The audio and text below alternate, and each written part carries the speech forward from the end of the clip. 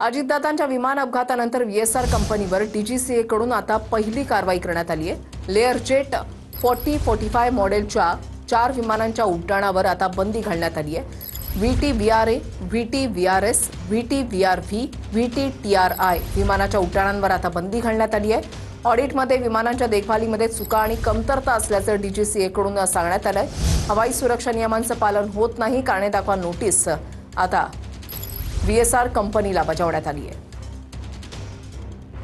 प्रमोद जगताप आमचे प्रतिनिधी या संदर्भातली अधिक माहिती देतील। प्रमोद, खरं तर वृषाली, अजित पवार यांचा विमान अपघात झाल्याच्या नंतर व्हीएसआर कंपनीवरती अनेक मोठ्या प्रकारचे आरोप केले जात होते आणि त्यानंतर डीजीसीए कडून एक मोठं पाऊल उचललं गेलेलं होतं आणि त्यानंतर व्हीएसआर कंपनीचं ऑडिट जे आहे ते करण्याचा निर्णय घेतलेला होता आणि त्या ऑडिटमध्ये धक्कादायक माहिती जी आहे ती समोर आलेली आहे।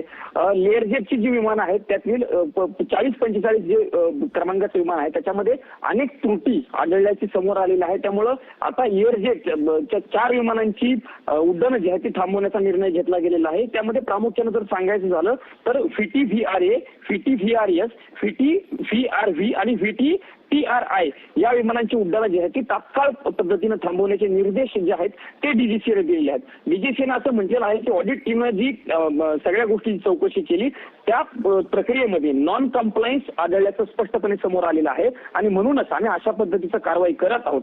तात्काळ पद्धतीने या 4 विमानांचे ग्राउंड्स जे आहेत ते पूर्णपणे बंद करण्याचा निर्णय जो आहे तो आता डीजीसीएने घेतलेला आहे। त्यामुळे व्हीआरएस कंपनी जी आहे विमान कंपनी त्याच्यावरती पहिला दणका पडलेला आहे असं आपल्याला एक प्रकारे म्हणावं लागणार आहे। धन्यवाद प्रमोद दिलेल्या सविस्तर माहितीसाठी।